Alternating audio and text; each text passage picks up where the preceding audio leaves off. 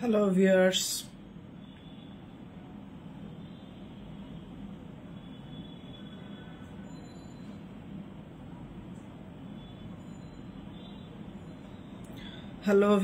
লাইভটা দ্রুত শেয়ার করে দেন, বারবার আজকে লাইভ কেটে যাচ্ছে।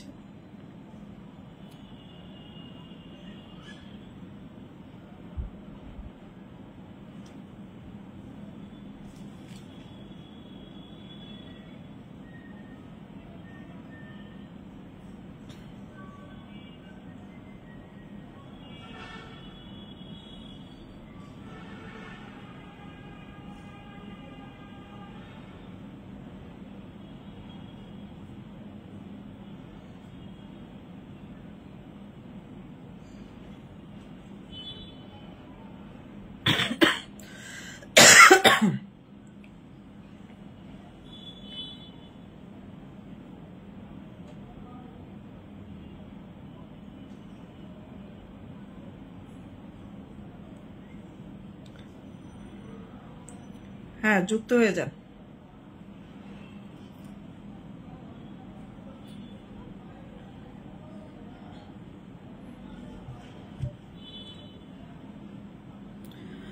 বাংলাদেশের অতীত, বর্তমান, ভবিষ্যৎ নিয়ে আলোচনা করব।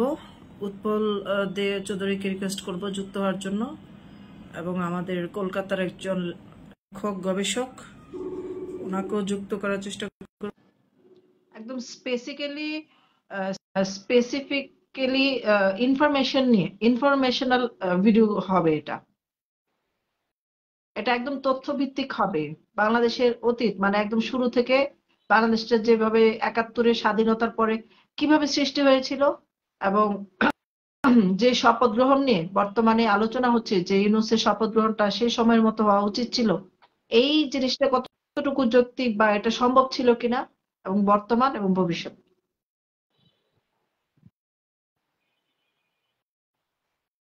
জি উৎপল হ্যাঁ, দা। কে আমি বলবো নাকি? হ্যাঁ হ্যাঁ, ৭১-এর স্বাধীনতার পর এই দেশে কিভাবে শপথ গ্রহণ আমি হয়েছিল। আমি শপথ গ্রহণ কিভাবে হয়েছিল এগুলো তো আমার ঠিক মনে নাই। হ্যাঁ, তখন আমি নিতান্তই শিশু। হ্যাঁ, যাই হোক। আচ্ছা আচ্ছা। কিন্তু পরবর্তীকালে যেটা জেনেছি, পরবর্তীকালে হিস্ট্রি পড়ে যেটা জেনেছি, আপনার সাথে আগেও একবার শেয়ার করেছিলাম আপনার দর্শকদের উদ্দেশ্যে। আমি ব্যক্তিগতভাবে মনে করি যে আমাদের গ্রস মিস্টেকটা হয়ে গেছিল তখনই, 72-তে। আচ্ছা 72-তে আচ্ছা।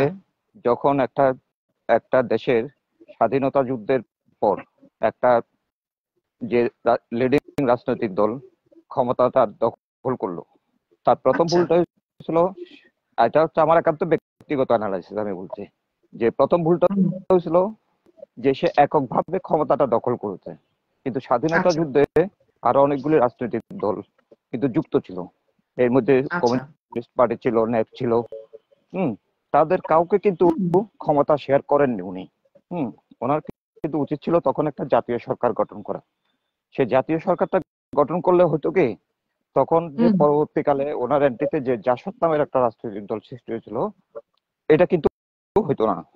এবং এবং এই জাসদ সৃষ্টি হওয়ার পর জাসদের মধ্যে ওই সময় আমাদের স্বাধীনতা বিরোধী বলেন, আওয়ামী লীগ বিরোধী বলেন, সবাই কিন্তু জাসদে যুক্ত হয়েছিল। এবং আজকে আজকে বাংলাদেশের জামাতের যিনি আমির, উনিও কিন্তু ওই জাসদ, একসময় জাসদ করতো। স্বাধীনতা যুদ্ধের পর উনিও কিন্তু জাসদে কিন্তু আশ্রয় নিয়েছিল। এবং অধিকাংশ জামাত বিরোধীর লোকজন মানে ওই দলেই ছিল। তো আমি মনে করি 72-র পর প্রথম ভুলটা ছিল এই একটা। দ্বিতীয় ভুলটা ছিল আচ্ছা। যেটা হচ্ছে, মানে একটা নতুন একটা দেশে আপনি, আমেরিকায় একটা গৃহযুদ্ধ হয়েছিল 1700 কত সালে, মনে আছে নিশ্চয়ই, আপনার ইতিহাসে পড়েছেন, মনে থাকার কথা, ইতিহাসে নিশ্চয়ই পড়েছেন। সেই গৃহযুদ্ধের মধ্যে একটা প্রতিপক্ষ ছিল। আব্রাহাম লিঙ্কন তো ক্ষমতা দখল করলো গৃহযুদ্ধের মাধ্যমে এসে। হম, আচ্ছা সে যুদ্ধের একটা প্রতিপক্ষ ছিল, তাই তো? সে প্রতিপক্ষ সম্পর্কে হ্যাঁ, আমরা কি কিছু অবশ্যই জানি? থাকবে। আমরা কি কিছু জানি সে প্রতিপক্ষ না। কারা ছিল, কোথায় ছিল, তাদের বর্তমান অবস্থায় কি? আবার দ্বিতীয় মহাযুদ্ধে এসে আপনি দেখেন হিটলারের নাৎসি বাহিনী, হুম, নাৎসি বাহিনী যখন পরাজিত হলো, এখন কি নাৎসি বাহিনী বলতে কিছু আছে দুনিয়াতে? হুম, হুম, এবং নাৎসি বাহিনীর নামে কোনো নাম, তার নাম নেওয়া তো উচ্চারণ দূরে থাক, তার যদি কোনো কাউকে যদি পাওয়া যায় কোনো নাৎসি বাহিনীর সাথে তার সংযুক্ত ছিল, তার কিন্তু হ্যাঁ, এখনো বিচার হচ্ছে। আপনার মনে আছে কিনা জানি আচ্ছা না, আচ্ছা এই যে আমাদের দেশে যখন যুদ্ধ অপরাধীর বিচার হচ্ছিল, তখন কিন্তু প্রায় 90 বছর বয়স্ক একজন নাৎসি সৈনিকের বিচার হয়েছিল এবং তার আচ্ছা বোধহয় যাবজ্জীবন একটা কারাদণ্ড হয়েছিল ইন্টারন্যাশনাল আদালতে, কারণ তার নাৎসিদের সাথে তার একটা যোগাযোগ ছিল, এই ধরনের দলিলপত্রে পাওয়া গেছিল। আচ্ছা কিন্তু আমাদের বাংলাদেশে কিন্তু বাংলাদেশ স্বাধীন হওয়ার পর স্বাধীনতার পক্ষের শক্তি যেরকম ছিল, স্বাধীনতার হুম, বিপক্ষের শক্তিরা বিপক্ষ কিন্তু ছিল। সমাজে অবস্থান করছিল। আপনি আচ্ছা মাও সেতুং তার দেশে বিপ্লব করেছিল। বিপ্লব করার আচ্ছা পর বিপ্লবের নিচে একটা বিরোধী দল ছিল যাদের বিরুদ্ধে সেই আন্দোলনটা করেছিল। যাদের আচ্ছা সে বিরুদ্ধ পার্টিটা কই? বিরুদ্ধ পার্টিটাকে সে কি রাখছে? এই যে চীনের সাংস্কৃতিক বিপ্লব, এটা একটা ঐতিহাসিক ঘটনা। আচ্ছা এই সাংস্কৃতিক বিপ্লবের মাধ্যমে সে তাদেরকে বিভিন্নভাবে পানিশমেন্ট দিছে, অন্যায় হোক ন্যায় হোক, সে কিন্তু একদম কচু কাটা করে ফেলছিল। আচ্ছা আবার স্টালিন, জোসেফ স্টালিন, মানে লেনিন যখন 1917 সালে রাশিয়াতে বিপ্লব করলো, হ্যাঁ, হুম, বিপ্লব তো, এবং পরবর্তীকালে লেনিন মারা যাওয়ার পর স্টালিন যখন ক্ষমতায় দখল করলো, তখন বিভিন্ন ধরনের ছোটখাটো প্রতি বিপ্লবগুলি হচ্ছিল, বিভিন্ন ধরনের সরকারের বিরুদ্ধে এই ধরনের বিভিন্ন ধরনের মারামারি, মানে বন্দুক যুদ্ধ এগুলি হচ্ছিল। তখন তখন কিন্তু জোসেফ স্টালিন কিন্তু ভুল হোক, তার কার্যক্রমকে ভুল বলি আর শুদ্ধ বলি, সে আচ্ছা কিন্তু ওদের বিরুদ্ধে অ্যাকশন নিয়েছিল এবং তাদেরকে বিভিন্ন ধরনের পানিশমেন্ট তারা দিচ্ছে এবং মেরেও ফেলছে অনেককে। হ্যাঁ, যার কারণে কিন্তু সোভিয়েত ইউনিয়ন সমাজতান্ত্রিক রাষ্ট্র হিসেবে 75 বছর টিকে ছিল, সমাজতান্ত্রিক রাষ্ট্র হিসেবে। এবং চীন এখনো পর্যন্ত টিকে আছে, একটা সমাজতান্ত্রিক রাষ্ট্র নামকাও আছে, কিন্তু সে পুঁজি এবং সমাজতন্ত্র দিয়ে একটা একটা অর্থনৈতিক এবং সামাজিক কাঠামো সে ক্রিয়েট করে ফেলছে, যে পুঁজি উৎপাদন করছে, আবার সমভাবে বন্টন করার চেষ্টা করছে। আপনি আচ্ছা কিউবার ইতিহাস দেখেন, কিউবার বিপ্লব করার পর, হ্যাঁ, ফিদেল কাস্ট্রো যখন ক্ষমতা দখল করলো, তখন বাতিস্তুতা সরকার ছিল তখন সম্ভবত তাদের, সেই সরকারের লোকজন কই? বিরোধী দল তো ছিল, তারা কই? তাদেরকে রাখছে? রাখে না, নিচ্ছিন্ন করে ফেলছে। এটাই হচ্ছে নিয়ম। কিন্তু অথচ আমাদের মতো দেশে আমরা স্বাধীনতা যুদ্ধের পর আমাদের সোসাইটিতে স্বাধীনতা বিরোধী যারা ছিল তারাও কিন্তু এক্সিস্ট হুম, করছিল সমাজে। আচ্ছা হ্যাঁ, আচ্ছা বঙ্গবন্ধু সরকার তখন তাদের রাজনীতি নিষিদ্ধ করছে, কিন্তু তারা তো সমাজে ছিল, আচ্ছা তারা তো আচ্ছা সমাজে ছিল, তাদের সাথে আমাদের আত্মীয়তার বন্ধনে আবদ্ধ ছিল আমাদের। হ্যাঁ, হুম, একজন মুক্তিযোদ্ধা বাড়ি ফিরে এসে দেখছে যে তার চাচা অথবা তার নানা ছিল শান্তি বাহিনীর, শান্তি কমিটির চেয়ারম্যান, কিংবা রাজাকারে, আচ্ছা তার চাস্তো ভাই রাজাকার ছিল। এখন তো সে আচ্ছা চাস্তো ভাইয়ের বিরুদ্ধে তো অ্যাকশন নিতে পারে না। চাস্তো ভাইয়ের হ্যাঁ শাস্তি হোক, চাচার শাস্তি হোক, এটা তো সে চায়নি, যার কারণে তখন কিন্তু সে কিন্তু মুক্তিযোদ্ধা, দেশের জন্য সে সিরিয়াসলি মন প্রাণ দিয়ে সে যুদ্ধ করে দেশকে বিজয় করে কিন্তু সে দেশে ফেরত এসে দেখে যে তার চাচাতো ভাই রাজাকার, আমি ধরে নিচ্ছি আর কি, এই ধরনের প্রচুর ঘটনা আছে। অথবা তার তার নিজের বোনের বিয়ে হয়েছে এক রাজাকারের সাথে, এই ধরনের ঘটনা কিন্তু প্রচুর আছে। এখন সে আচ্ছা তো এই সমস্ত আমাদের জায়গায় বাংলাদেশে একটা রেওয়াজ আছে, মানে গসিপ কিনা জানি না, যে প্রধানমন্ত্রীর মেয়ে পুতুল, তাকে যে বিয়ে দেওয়া হয়েছে সেটাও নাকি রাজাকার পরিবারের সাথে। হ্যাঁ, এটা হ্যাঁ, কি? That's true. হ্যাঁ, এটা বিয়ে বিয়ে দেওয়া হয়নি, এটা পুতুল, মানে ওই ছেলেটার সাথে প্রেম করে পুতুল নিজে নিজে বিয়ে করে ফেলছে। হুম ও আচ্ছা, হ্যাঁ, হ্যাঁ, সে তো বিয়ে করে ফেলছে।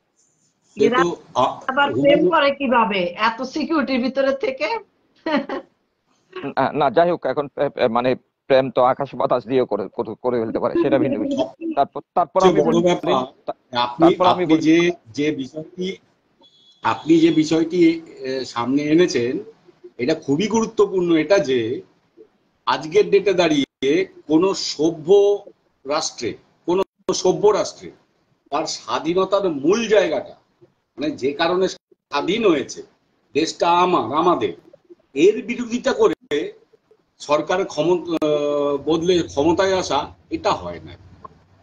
না ভারতে, তার না দাদা আমি আমার কয়েকটা পয়েন্ট মোদ্দা কথা বলে দিই শ্রুতি আপুকে আমি কয়েকটা মোদ্দা কথা বলে দিই। আমি যে কয়েক পয়েন্ট মানে প্রথম ভুল যেগুলো হচ্ছে আমার একান্ত ব্যক্তিগত অ্যানালাইসিস, এই একটা জি ভুল গেছে। জি তারপর আরেকটা দেখেন, পাকিস্তানে বাংলাদেশে যে সমস্ত পাকিস্তানি সৈন্যরা কিন্তু আত্মসমর্পণ করছে, সারেন্ডার করছিল সোহরাওয়ার্দী উদ্যানে, এবং এই সমস্ত সোহরাওয়ার্দী উদ্যান নয়, এই অঞ্চলে এই পূর্ববঙ্গে যে সমস্ত পাকিস্তানি সৈন্যরা ছিল তারা তো সবাই মানে যুদ্ধবন্দী ছিল।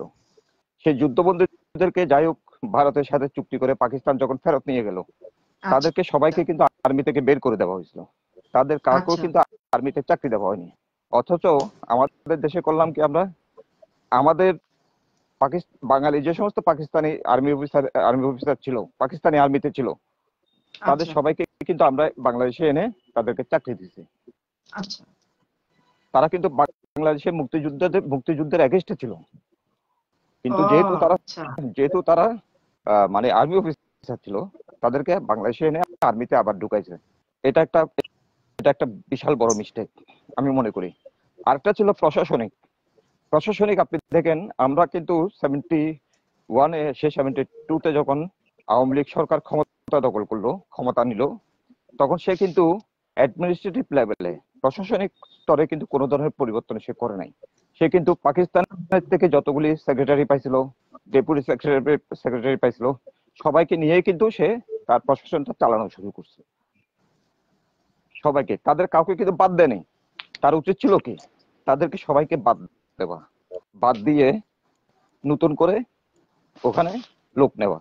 মানে এবং জগা এতগুলি, খিচুড়ি হয়েছে আর কি, যে লাউ হ্যাঁ সে কদু, দেশ স্বাধীন করে আর হ্যাঁ ভাবা হয় নাই, এখন যা হচ্ছে। এটাই এটাই হ্যাঁ, যেটা রেজাল্ট পাচ্ছি আমরা এখন, হ্যাঁ হ্যাঁ এখন পাচ্ছি যে ওই সময় তো আমার এতগুলি, আমার তো ওই সময় তো 20-25টা মিনিস্ট্রি ছিল। ওই মোফাজ্জল সময় কি ইসলাম আমার আমার আদৌ কি লাইভে এসে বলছে ডালিম এবং ডালিম সহ যারা হত্যা করেছে তারা নাকি বলেছে আমরা বাধ্য হয়ে ওনাকে হত্যা করেছি। এমন কি বাধ্যবাধকতা হলো?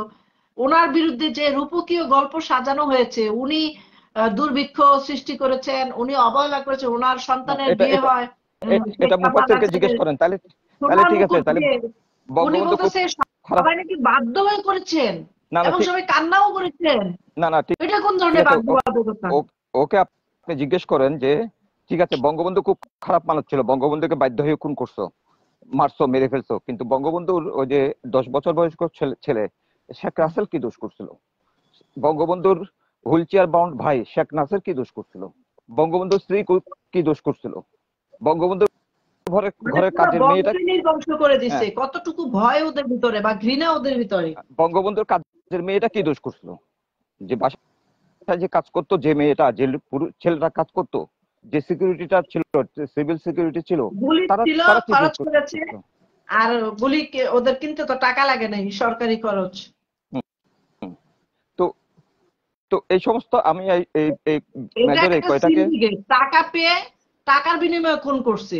এখন যেরকম টাকার বিনিময়ে বিক্রি হয়ে গেছে, তখন টাকার বিনিময়ে বিক্রি হয়ে গেছে। না এটা তো পুরোটা একটা তখন জাতীয় এবং বাধ্যবাধকতা আন্তর্জাতিক বলে আমি একটা, বাধ্য ছিলাম, এইগুলো না যুক্তি আর না চলে না এখন আমাদের। বাধ্য।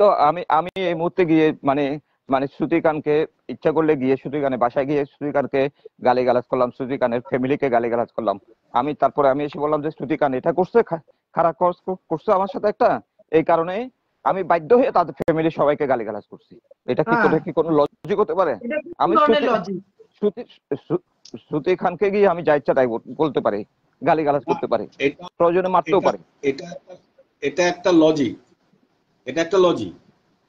ওদের তরফের লজিক হচ্ছে, ওদের বিরোধী যা আছে, হ্যাঁ যে মাথা আছে, মাথাকে ছেটে ফেলে দাও। এটাই নিয়ম, এটাই নিয়ম। গাছের গোড়া কেটে দিতে হয় এবং গোড়া কেটে সমূলে উৎপাদন করে দিলে, আজকে শেখ মুজিব যে ভুল করেছেন সেই ভুলের খেসারত দিয়েছেন, হাসিনা যে ভুল করেছেন খেসারত দিচ্ছেন। এইরকমই করতে হয় কেউ এখন এই মুহূর্তে। শিক্ষা গ্রহণ করতেছে না অতীত থেকে। হ্যাঁ, এইটা হওয়া উচিত ছিল, এবং এটা হওয়া উচিত ছিল মুক্তিযুদ্ধপন্থী যারা আছে, ভারত বন্ধু যারা আছে, তাদের এখন এই মুহূর্তে দাঁড়িয়ে যেটা করণীয়, এটা হ্যাঁ, আপনারা নিশ্চিন্ত হয়ে যান যে ইউনূস সরকার বেশি দিন থাকবে না। আর খুব বেশি হলো 2-3 মাস, তাও থাকবে কিনা সন্দেহ আছে। মারা কাউন্টডাউন যাবে। শুরু হয়ে গেছে, থাকতে পারবে না। ব্যাপারটা হচ্ছে এই যে চাপটা তৈরি হচ্ছে, তো সরকারের যে ব্যর্থতা, সরকার তো চলছে না, সরকার তো অ্যাকচুয়ালি চলছে না, সেনাবাহিনী নেমে রয়েছে, পুলিশ নাই। এবার পুলিশে ঢুকবে হচ্ছে জামাত থেকে রিক্রুটমেন্ট হচ্ছে। এই অবস্থাটা তো বেশি দিন চলতে পারে না, ইলেকশন চাই। আজকে এটা তো ঘটনা যে মানে যাদের বয়স এখন 30-35 তারা প্রকৃত ইলেকশন দেখেন নাই, দেখে নাই। 35 অব্দি যাদের বয়স দেখে নাই, তো তাদের তো একটা চাহিদা আছে, চাকরির ব্যাপার আছে। এই অবস্থা, দেশ তলানিতে, অর্থনীতিতে তলানিতে, দেউলিয়া হতে চলেছে, দুর্ভিক্ষ লাগতে চলেছে। এই পরিস্থিতি বেশি দিন থাকতে পারে না। উনি আছেন শুধু টাকা জোগাড় নিয়ে। শুধু কি আমাদের টাকার অভাব, নাকি আমাদের বিবেকের অভাব আছে, মানবতার অভাব আছে? ওইগুলো নিয়ে তো কথা বলতেছে না উনি। হিন্দুদেরকে 7 দিনে আলটিমেটাম দিচ্ছে দেশ থেকে বেরিয়ে যাওয়ার জন্য, উনি তো মুখ খুলতেছেন না। সেটাই ব্যাপারটা হচ্ছে, উনি চাইছেন, ওনার একটা সাক্ষাৎকার আছে, আমি ভিডিওটা পোস্ট করব। উনি বলছেন ছাত্রদের, তোমরা সবই বোঝো, আমি সংক্ষিপ্ত ভাবে বলি, তোমরা সবই বোঝো, তোমাদের কিছু বোঝানোর নেই, আমি শুধু তোমাদেরকে উৎসাহটা দিতে পারি, স্মরণ করিয়ে দিতে পারি। আমাদের উচিত সংস্কার শেষ হবে না যতদিন এই যে সুযোগটা পাওয়া গেছে আর পাওয়া যাবে না। আমাদের যে জেনারেশন আছে এটাকে ছেঁটে ফেলে দিতে হবে। এই এই পুরোটাই ফেলে দিতে হবে। এইটা ওনার যে স্টেপ, সেটা সঠিক স্টেপ, এটাই হাসিনার করা উচিত ছিল। এবং এখন রিভল্ট হলে যেটা হওয়া উচিত সেটাই বলতে যাচ্ছি। সেটাকে বলা হয়, আমরা মার্ক্সীয় ভাষায় বলি, এটাকে বলা হয় গণতান্ত্রিক কেন্দ্রিকতা। মানে ধরে নাও একটা গ্রাম, সেই গ্রামে আমরা নির্বাচন করলাম 7 জন কেন্দ্রীয় নেতৃত্ব, এই 7 জনই ডিসিশন নেবে, 7 জন মিলে সেই ডিসিশন শেষ হবে। বারবার গিয়ে রামবাবু শ্যামবাবুর কাছে এটা করবো, এইসব হবে না, ওইখানে সিদ্ধান্ত হবে। কারণ সিদ্ধান্ত হওয়ার আগে নিচ থেকে তথ্য নেওয়া হয়ে গেছে যে কি করলে কি হবে। ওইখানে সংশ্লিষ্ট হয়ে রাজাকারদেরকে গোড়া থেকে উপড়ে ফেলার ব্যবস্থা নিয়েছিল, ধর্মপ্রেম মুসলিমদের জন্য পারে নাই। গোলাম আজম সাইদিদের মতো ক্রিমিনালরা এদেশের আলেম ওলামা নামে ফাঁসির অর্ডার থেকে বেঁচে যায়। দায় কি একা শেখ হাসিনার? যাই হোক, শেখ হাসিনা যেহেতু নেতৃত্ব, তার দায় তার। লাখ লাখ তরুণরা চেয়েছিল বলেই তো মুক্তিযোদ্ধার অপরাধী যারা বঙ্গবন্ধুকে মারার পিছনে দায়ী ছিল তাদের ফাঁসি হয়েছে না। লাখ লাখ আজকে প্রশ্ন করি, 2010 সালে যখন কাদের মোল্লাকে ফাঁসি দেওয়া হয়, যেভাবে পদ্ধতিটা নেওয়া হয়েছিল, ভাবাই যায় না যে 2010 সালের মতো জায়গায় দাঁড়িয়ে কাদের মোল্লাকে ফাঁসি দিতে সেনা নামাতে হয়েছে, কারফিউ করতে হয়েছে।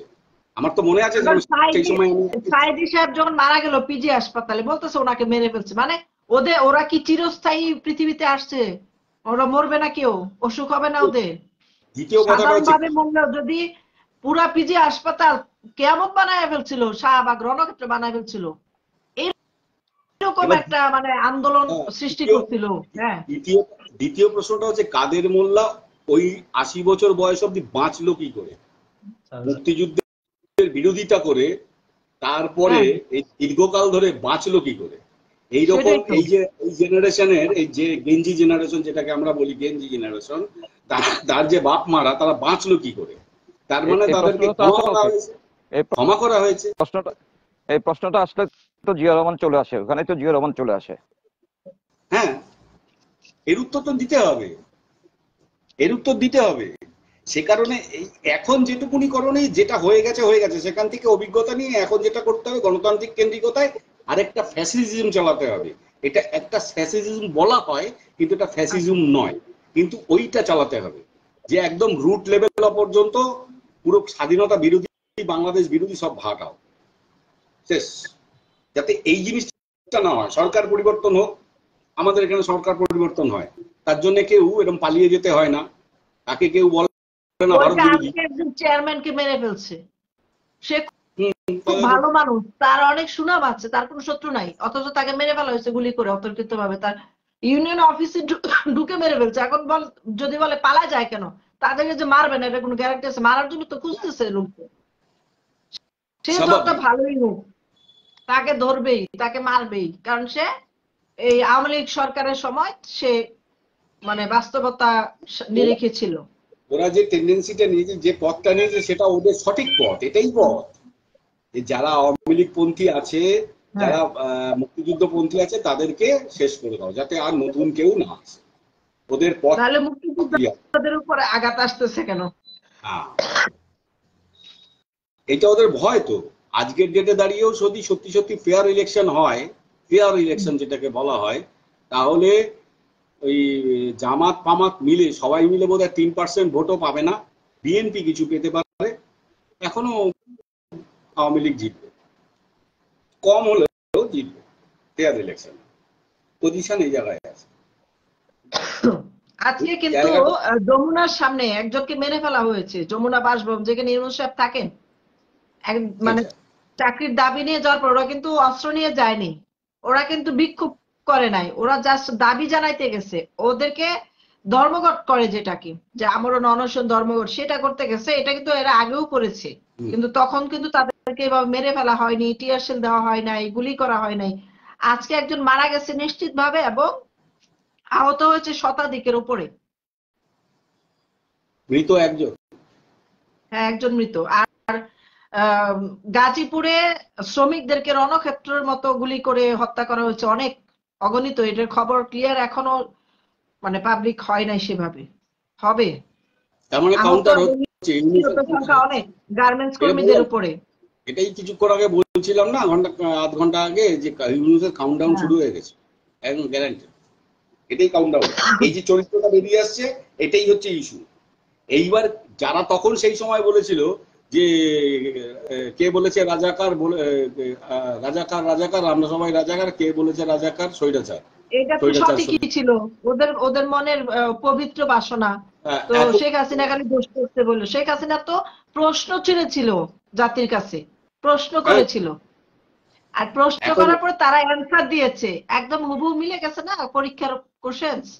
হ্যাঁ, তো ওদের তেমনি ওরা যা বোঝানো হয়েছে যে তোমাদেরকে রাজাকার বলছে, এখন তোমরা রাজাকার বলে এটার দাও, জবাব দাও। রাজাকার বললেই তো তোমরা রাজাকার হয়ে যাবা না, এগুলো বোঝানো হয়েছে। নাহলে এরা তো ৭১ জানে না, এরা মুক্তিযোদ্ধার চেতনা জানে না, হুট করে এই রাস্তায় নেমে গেছে কিভাবে। ওরা শুধু জানে যে কোটা আন্দোলন করতে হবে, নামছি, এটাই সে টার্গেট। ওদের মাথায় ঢুকাই দেওয়া হয়েছে সরকার আমাদের দাবি মেনে নেয় না, আমরা জীবন যতক্ষণ আছে ততক্ষণ আন্দোলন করে যাব। আর আমাদের দেশে মানুষকে ব্রেন ওয়াশ করা খুব সহজ, এটা ঘটনা। আর আন্দোলনে নিয়ে আসা খুব সহজ। সার্জিস আলমের একটি বক্তব্য ভাইরাল হয়েছে, অডিও ক্লিপ, সেখানে বলা হচ্ছে আমরা 200 থাকবো, 300 টোকাই নিয়ে আয়, মরলে টোকাই মরবে। হ্যাঁ জানি, ওই অডিও এটা, হ্যাঁ, অডিও পাস হয়েছে। তো বুঝে মানুষের জীবনের কোনো মূল্য নাই তাদের কাছে। হ্যাঁ, নাই তো। তারপরে দেশে মানুষ বুঝতেছে না এই জিনিসগুলা। বুঝতে হবে, এখন বুঝতে হবে এটাই যে আমেরিকায় বসে বসে বাংলাদেশ নিয়ে সারাদিন সময় কাটাতে হচ্ছে। আমেরিকা সরকার আবার আমাকে বের করে দিবে কিনা। সত্যি এখন মানুষ বুঝো কি করবে? মানুষ তো একটা লিডারশিপের, মানুষকে একটা আস্থার জায়গায় পৌঁছতো। হ্যাঁ, লিডারশিপের যে একটা লিডিং পাওয়ার, এটা হারাই গেলে যে কি হয়, ওই আস্থা মানুষ কিন্তু বিএনপির উপর ভরসা করে না, জামাতের উপর ভরসা করে না। হ্যাঁ, আমার ইউটিউবে এসে অনেকেই কমেন্ট করে, আপু বিএনপি ছেড়ে দিছি এইবার। না, এটাই বলছি মানুষ, কারণ বিএনপি দেখেন, বিএনপি গত 16 বছরে, এগুলি আমি প্রতিবারই বলি, আপনার লাইভে অনেকবার বলছি, অন্যদেরকে বলছি, যে গত 16 বছরে সরকারের এতগুলি দুর্বলতা থাকার পরও তারা আন্দোলন করছে কি নিয়ে?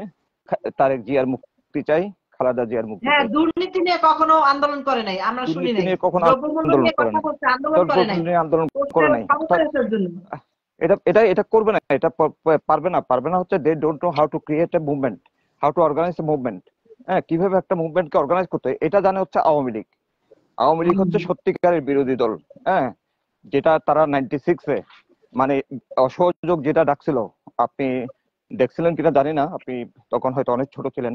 96-এ ওই সময় কিন্তু আমি ছোট ছিলাম তখন, 96-এ একটু ছিলেন, আমি টেলিভিশনে খবর দেখতাম তখন। হ্যাঁ, তখন কিন্তু রাস্তাঘাটের গাড়ি চলা তো দূরে থাক, হ্যাঁ, প্রতিদিনই হাজার হাজার মানুষ মিছিল করছে, স্পেশালি ঢাকায় এন্ড চিটাগং, আমি অন্যান্য ডিস্ট্রিক্টের কথা জানি না। বিএনপি বাধ্য হয়েছে এক সপ্তাহের মধ্যে ক্ষমতা ছেড়ে দিতে, মানে ইলেকশনের তাহলে ডিক্লারেশন দিতে। এটা প্রমাণিত যে আওয়ামী লীগ বিরোধী দল হলেও সবচেয়ে শক্তিশালী দল হিসেবেই প্রমাণিত। হ্যাঁ, অবশ্যই বিরোধী দল আওয়ামী লীগ সবচেয়ে বেশি শক্তিশালী একটা দল আমি মনে করি। আমি ব্যক্তিগতভাবে এটা মনে করি যে আওয়ামী লীগের থাকা উচিত বিরোধী দলে, যাতে করে জনগণ একটা রাষ্ট্রের সুবিধাগুলি স্বাচ্ছন্দ্যে ভোগ করতে পারে। আপনি আপনি বোধহয় ইতিহাসটা পড়ছেন যে বিএনপির আমলে একবার ওই যে কানসার্ট রাজশাহীর কানসার্ট একটা অঞ্চলে মানে ওখানকার চাষিরা আন্দোলন করছিল কিসের? বিদ্যুতের জন্য, বিদ্যুৎ এবং সারের জন্য। ওই সময় কিন্তু বিএনপি সরকারের, আমি মনে হয় এটা দেখেছি, খুব ছোট ছিলাম, নাঙ্গল নিয়ে রাস্তায় দাঁড়িয়ে কৃষকরা আন্দোলন করেছিল। 30 জন না 35 জনকে গুলি করে মেরে ফেলছিল। হ্যাঁ, ওই এক আন্দোলনকে আওয়ামী লীগ ক্যাপিটালাইজ করে, ওই এক মৃত্যুকে আওয়ামী লীগ ক্যাপিটালাইজ করে বিএনপি সরকারকে বাধ্য করছিল যে সারের উপর ভর্তুকি দেওয়ার জন্য ওখানে বিদ্যুতের দাম কমানোর জন্য। আচ্ছা, আওয়ামী লীগ সেটা পারে। আওয়ামী লীগ আসলে দীর্ঘদিনের পুরনো রাজনৈতিক দল তো, তারা রাস্তাঘাটে মানুষের সাথে মিশে মিশে কিন্তু এই রাজনৈতিক দলটা বড় হয়েছে। এখনো যারা মনে করছে যে আওয়ামী লীগকে আমরা ব্যান করে দেবো, আওয়ামী লীগ আর রাজনীতি করতে পারবে না, তারা আসলে বোকা স্বর্গে বাস করছে। আওয়ামী লীগ যখন মাঠে নামবে তখন সে তার লাইসেন্স আছে কি লাইসেন্স নাই এটা সে চিন্তা করবে না। এটা চিন্তা করবে না। আমরা তো নিষিদ্ধের কোনো গুরুত্ব দেখতে পাচ্ছি না। হ্যাঁ, না এটা আর কিছু, এটা কোনো আওয়ামী লীগ এটা চিন্তাই করবে না যে তার রাজনীতি করার অধিকার সরকারে দিছে নাকি দেয়, তার রাজনীতি করার অধিকার দিছে তাকে পিপল। একটা কমেন্ট শুনিনি, মোহাম্মদ তৌকির শেখ, উনি যেটা বলছেন, যেদিন ইউনুচ্চা যাইবে সবার আগে খবর আমি দেব আপনাদেরকে, মেকানিজম রেডি ইউনুস ভাগানোর। এটা যদি রেডি হয়ে থাকে তাইলে আপনারে কি বইলা ধন্যবাদ জানাবো সেটা আমিও নিজে জানি না। ইন্ডিয়া নিয়ে ও সংবর্ধনা দিবেন। হ্যাঁ, আমি অবশ্যই ইউনুস ভাগানোর পরে যাব ওইখানে গিয়া সকলের সঙ্গে সাক্ষাৎ করে একটা পার্টি টার্টি দেওয়া। কলকাতার কবিরাও আসতে পারতেছে না, কেউ আসে না। যাচ্ছে না, কি জন্য যাবে? ওয়েস্ট বেঙ্গলের বাঙালিরা যে মমতাদির যারা অনুসারী, এরা যে সহযোগিতা করছে, এদেরকে সাপোর্ট দিছে, তো এরা আসবে কেন ওইখানে? না, এরা আসবে, এরা ছাড়া যারা এরা আসলে তো ধরবে। আর যারা হচ্ছে ওদেরকে সাপোর্ট করে নাই, এদেরকে তো ঢুকতে দিবে না। যারা সাপোর্ট দিয়েছে তারা মমতার সাপোর্টার না, ওটা হচ্ছে ছদ্মবেশ। এদের মধ্যে দুজন আছে, মানে পোলাপান, আয়েসা এবং ডিএসও নকশাল। আর এদের হচ্ছে কাজ হচ্ছে ভৌ করা। ভৌ বোঝো ব্যাপারটা? যেখানে আন্দোলন থাকে সেইখানেই ওরা গিয়া করতে থাকে।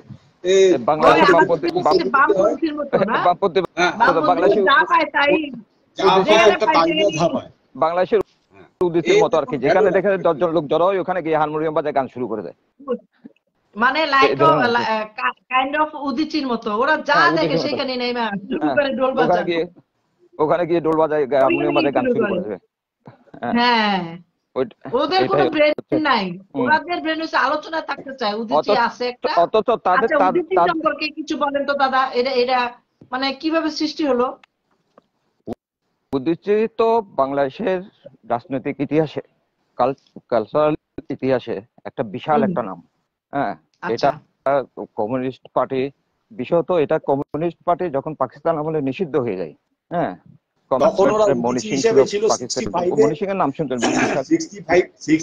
যে বটমূলে ওই পয়লা বৈশাখ পালন করেছিল তো উদিচিরা। উদিচি করে না, 65 পয়লা বৈশাখটা উদিচি না, এটা করছিল ছায়ানট। উদিচিটা কখন সৃষ্টি হলো? এবার উদিচি মুক্তিযুদ্ধের বিরুদ্ধে চলে গেল, এটার কারণ কি হতে পারে? আমি কারেক্ট ইনফরমেশনটা দিই।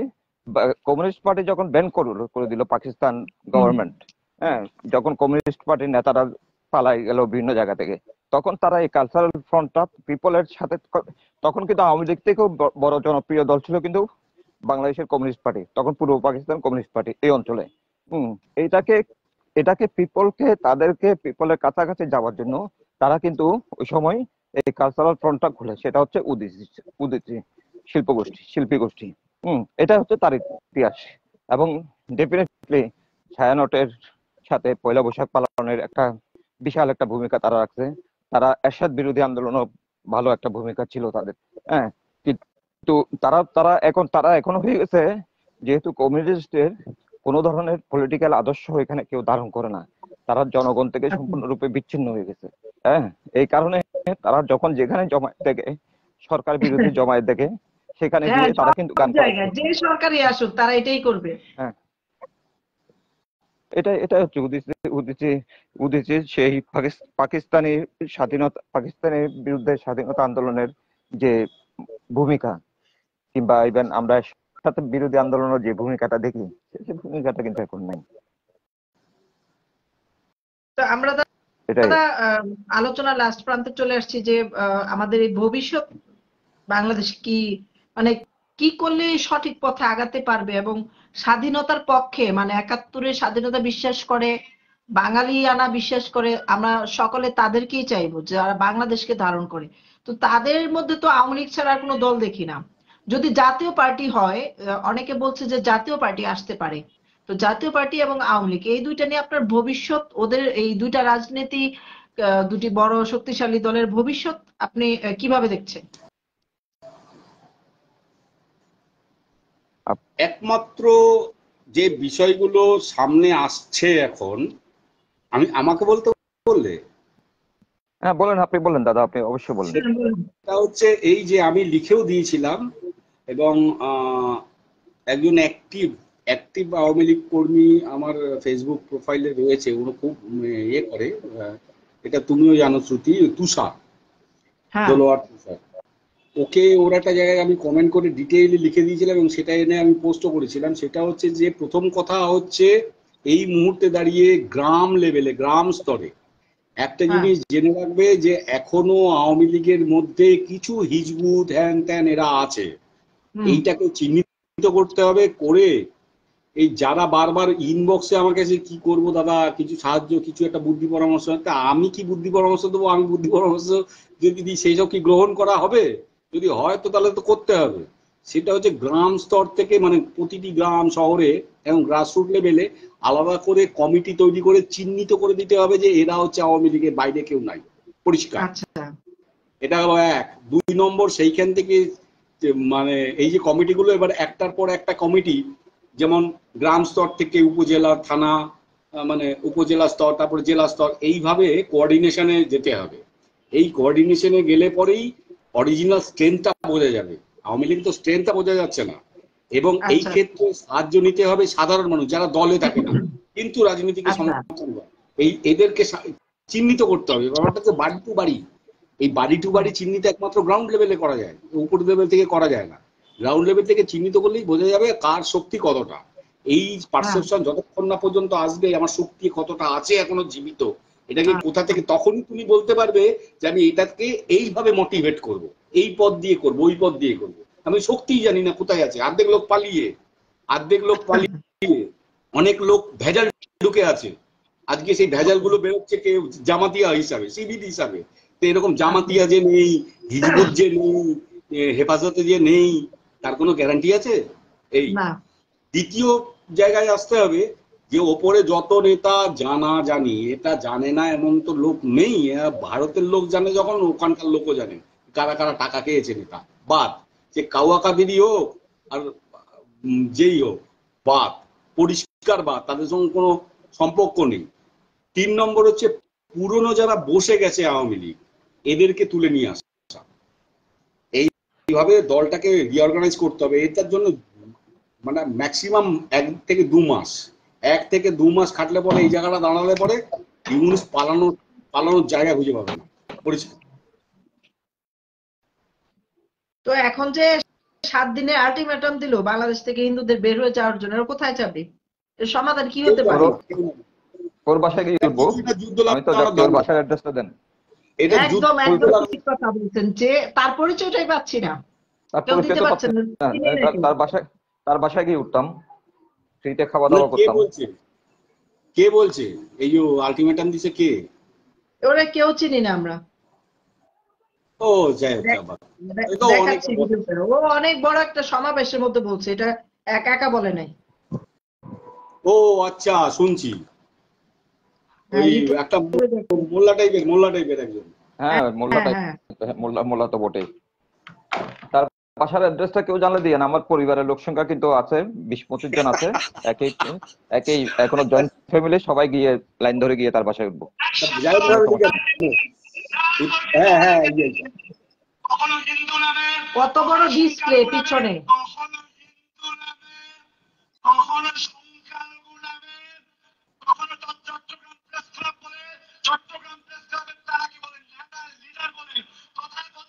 এটা বোধহয় চিটাগং এর কোথাও হবে।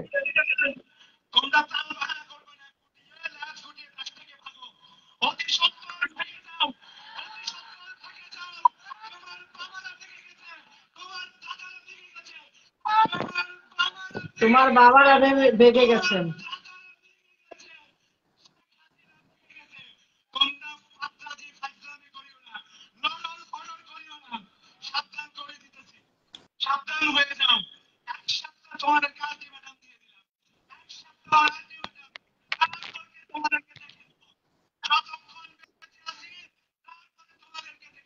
যতক্ষণ বেঁচে আছে তারপরে সে দেখে নেবে, যতক্ষণ বেঁচে আছে। 1 সপ্তাহ পরে একদম খেলা দেখায় দিবে। তো ভয়ঙ্কর যুদ্ধের হুমকি দিল। এখানে থাকলে ওদের মার খেতে হবে, না হলে ওদের সাথে যুদ্ধ করতে হবে। এগুলো হচ্ছে এদের একটা পেশা হয়ে গেছে, পেশা নেশা, কিছু হলেই হিন্দু মারো। কি একটা অবস্থা। বাট এই দেশের কোনো শ্রুতি, আমাকে যদি খুব পার্সোনালি জিজ্ঞেস করেন এই দেশের ফিউচার কি, মানে I don't see any future. এই আমি দেশটা, তো আপনার কাছে জানতে চাচ্ছি যে কি হতে পারে বাংলাদেশের ভবিষ্যৎ। এই দেশটাতে আমি মারামারি শুধু কাটাকাটি, ধর্ম নিয়ে মারামারি কাটাকাটি এগুলো চলবে। আর এটার সুযোগে কিছু লোক মিলিয়নার বিলিয়নার হবে, এটাকে কেন্দ্র হুম করে এই দেশের সাধারণ মানুষ নিষ্পেষিত হবে। এবং এই দেশের না, যারা ঘটনা যাদের ঘটনা যাদের ঘটনা ঘটনা শুধু যে সামরিক ঘাঁটি তৈরি করবার জন্য আমেরিকা এখানে এসছে এটাই কিন্তু একমাত্র ঘটনা নয়। আমেরিকার এখানে আসার উদ্দেশ্য বহুবিধ, একটা নয়। সামরিক ঘাঁটি তো বটেই, সেন্ট মার্টিনে কোনো সামরিক ঘাঁটি হওয়ার মতো জায়গা নেই, ওইখানে নজরদারি হতে পারে। অ্যাকচুয়ালি ওই পার্বত্য চট্টগ্রাম নিয়ে, মিজোরাম নিয়ে, আমাদের ভারতের মিজোরাম নিয়ে ফিরে, আর ওই চীন রাজ্য নিয়ে, এটা নিয়ে একটা খ্রিস্টান স্টেট গড়ে ওইখানে সামরিক ঘাঁটিটা করবে, এবং ওইটা খুব এটা তো ভালো জায়গা। পরিকল্পনা শুনছি, এটা শোনা যাচ্ছে, এটা এটা কোনো কনক্রিট কিছু পাচ্ছি না না এই না, ব্যাপারে। কংক্রিট কংক্রিট, কারণ এই বেল্টটা হচ্ছে ক্রিশ্চিয়ান বেল্ট, ম্যাক্সিমাম ক্রিশ্চিয়ান আর বৌদ্ধ, এইটা হচ্ছে ব্যাপার। আর ওখানে একটা জাতিগত দাঙ্গা আছে মায়ানমারের সঙ্গে, এবং মায়ানমারের এই মানে টেকনাফ থেকে 123 কিলোমিটার দূরে, টেকনাফ থেকে না অ্যাকচুয়ালি, টেকনাফ থেকে 8 কিলোমিটার দূরে সেন্ট মার্টিন, সেন্ট মার্টিন থেকে 123 কিলোমিটার দূরে ভারতের ঘাঁটি বন্দর, তার থেকে আবার 172 কিলোমিটার দূরে চীনের সামরিক ঘাঁটি মায়ানমারে। এইটা হচ্ছে একটা ব্যাপার আছে আমেরিকার। দ্বিতীয়টা হচ্ছে যে তাহলে তো ব্যাপারটা ভালোই হবে। আমরা তো তো মানে আমার 1 ঘন্টা, আমার বাড়ি থেকে 1 ঘন্টা দূরত্বে রাঙামাটি, আমি পার্বত্য হিল ট্রেকসে চলে যেতে পারবো, আমি আমেরিকা চলে যেতে পারবো 1 ঘন্টা পরে। হ্যাঁ, ওটা আমেরিকার হয়ে যাবে, আমেরিকা চলে যাওয়া যাবে, 45 সুবিধা। মিনিট ড্রাইভিং, কিন্তু সেলফ ঘটনা ড্রাইভ হচ্ছে গাড়িতে এটা 45 মিনিট লাগে। পরিকল্পনা আছে। হ্যাঁ, পরিকল্পনা আছে, এটা চরিতার্থ কতটা করতে পারবে সেই নিয়ে সন্দেহ আছে। বিষয়টা হচ্ছে এই যে ভারত ছেড়ে দেবে না, চীন ছেড়ে দেবে না, রাশিয়াও ছেড়ে দেবে। চীন আর ভারতের সঙ্গে যে দ্বন্দ্বটা ছিল সেটা আস্তে আস্তে 75% মিটে গেছে, এটা পররাষ্ট্রমন্ত্রী ইতিমধ্যে ঘোষণা করে দিয়েছে। হ্যাঁ, আরো অনেক কিছু পজিটিভ পয়েন্ট আছে। কিন্তু আমেরিকার যে লক্ষ্য সেটা হচ্ছে এই সামরিক ঘাঁটি করা। 2 নম্বর হচ্ছে যমুনার বালিতে কিছু মূল্যবান সেন্ট খনিজ দ্রব্য পাওয়া মার্টিনেও গেছে। নাকি আছে? হ্যাঁ, গতকাল একজন বললো সেন্ট মার্টিনেও আছে।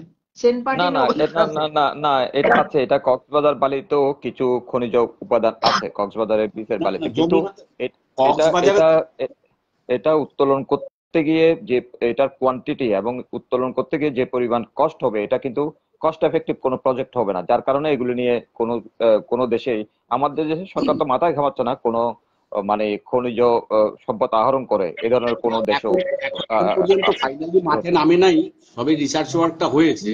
ঘটনা হচ্ছে যমুনার বালিতে যেমন পাওয়া গেছে, তেমনি সমুদ্র বন্দরে, গভীর সমুদ্রে আরো অনেক কিছু পাওয়া গেছে, গ্যাস এবং তেলের।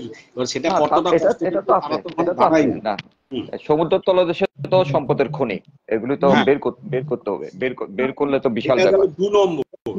2 নম্বর, এবার 3 নম্বর হচ্ছে, যেহেতু বাংলাদেশ এবং ভারত হচ্ছে চীনের বড় বাজার, এই বাজার দখল করে এইখানে বিভিন্ন জায়গায় ইউএস এর একটা জিনিস জানবেন, যে এই যে ভারত এবং ভারতের থেকেও পশ্চিমবঙ্গে এই সরি বাংলাদেশে লেবার লেবার কস্ট কম। এখানে যদি বিদেশি, বিশেষ করে আমেরিকা যদি তার কারখানা ইত্যাদি স্থাপন করে, তাতে সস্তায় লেবার পাবে। ও যে কস্ট, যে কম কস্টে এখানে তৈরি করবে মালটা, সেটা ও ইউএসএ তে পারবে না, অন্য কোথাও পারবে না। এই একটা ধান্দা আছে।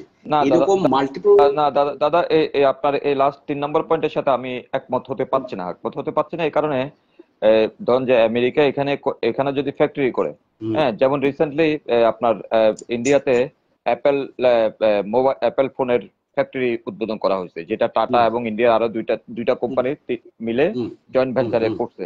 হ্যাঁ, এবং যেটা অ্যাপেল ঘোষণা দিয়েছে যে এখন থেকে চায়নার যে প্রোডাকশন, তার 40% প্রোডাকশন ইন্ডিয়া থেকে তারা পারচেজ করবে।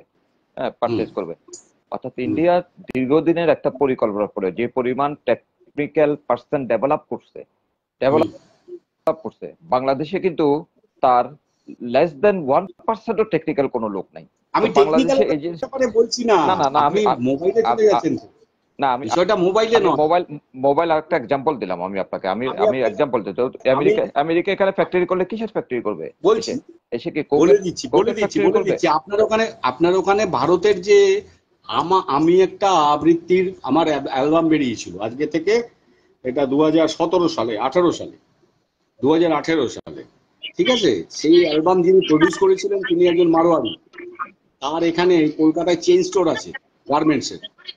এই একই জিনিস ওখানে আমার কবিতা আবৃত্তি করেছিলেন মহিউল ইসলাম মাহি, তাকে পেমেন্ট করেছিল ওখানে ঢাকার ওখানে যে ওদের অফিস আছে সেখান থেকে। জিজ্ঞাসা করলাম কি ব্যাপার, বললো ওদের ওখানে প্রোডাকশন হাউস আছে। এটা হচ্ছে মারোয়ারি, বুঝতে পেরেছেন?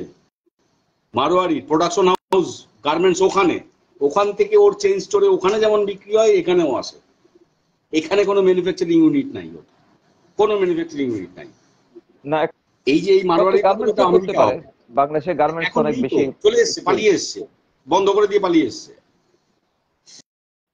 এই যে জায়গাগুলো, এবার বলছি আপনাদের ওখানে এখন চিপস তৈরি হয়, একটা বোধহয় রংপুরে বা এইসব জায়গায় একটা আছে চিপস। ফ্যাক্টরি আছে, অনেক জায়গায় আছে। হ্যাঁ, এই যে জিনিসগুলো, এগুলো আগে ভারত থেকে যেত, এইটার কমিয়ে এনে, ভারত থেকে যাওয়াটা কমিয়ে এনে ওখানে ইন্ডাস্ট্রি তৈরি করা, এই ধরনের ইন্ডাস্ট্রি। এই লেবার গুলো ওখানে আছে। আপনি টেকনিক্যাল পার্সন নেই এটা বলতে পারেন, কিন্তু টেকনিক্যাল পার্সন ওখানে দরকার নেই। ওখানে যেগুলো টেকনিক্যাল পার্সন নেই সেই লেবার গুলোকে নেওয়া। এইভাবে মানে বিশ্বের কাজের বাজারে চিপ রেটে শ্রমিক পাওয়া যায়, শ্রমিক, নট টেকনিক্যাল পার্সন, শ্রমিক একদম গায়ে খাটা যারা, সেটা পাওয়া যায় বাংলাদেশে, ভারতে, পাকিস্তানে, এছাড়া আর কোথাও পাওয়া যায় না এত চিপ রেট ওয়ার্ল্ড মার্কেট। এবং এই জন্যই দেখবেন থার্ড, মানে এই মধ্যপ্রাচ্য থেকে আরম্ভ করে মালয়েশিয়া, দক্ষিণ পূর্ব এশিয়ায় যত লেবার শ্রেণী আছে তার মধ্যে ভারত আর বাংলাদেশের বাঙালি বেশি, অবাঙালিও আছে বেশি একদম। মানে ও বয়, হোটেল বয়, অমুক তমুক। আজকে পর্যটন শিল্প যদি ওখানে হয়, সাজেক থেকে আরম্ভ করে ওই অঞ্চলটা, বান্দরবন, রাঙামাটি, এতে খাগড়াছড়িতে, সেইখানে যে হোটেল রিসোর্ট গুলো হবে, এবং ওগুলো আমেরিকা করবে, তার স্বার্থে করবে, তো যেহেতু আর বাংলাদেশের স্বার্থে করবে না, সেখানে লেবার খাটবে এরা। এই হচ্ছে প্রোডাকশন। না, এর ফলে এটাকে দেখানো যাবে, দেখাবে আমি উন্নত করছি, ডেভেলপ করছি, এসব দেখানোর জন্য করতে পারে, কিন্তু এগুলো দিয়ে তো আর দেশের জিডিপি গ্রোথ হবে না। না না না না, হবে না তো, ঠিক ধরেছেন, হবে না। কিন্তু ওপরে একটা ওই খোলস তৈরি করা না, মোড়ক তৈরি করা, যে মোড়কটা তৈরি করে ওই তো চাকরি হচ্ছে ওখানে, হয়তো 5 জনের হয়েছে, এটা হচ্ছে সবাই ভাবলো ওখানে বিশাল চাকরি হচ্ছে।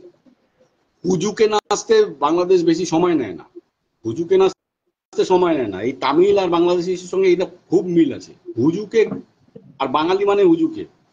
এই পশ্চিমবঙ্গের বাঙালিও তাই, ওই হুজুকে একটা আরজি করের আন্দোলন করলো, ব্যাঙের মাথা কি হলো, শেষ, এক অপারেশনে শেষ, ঠিক আছে।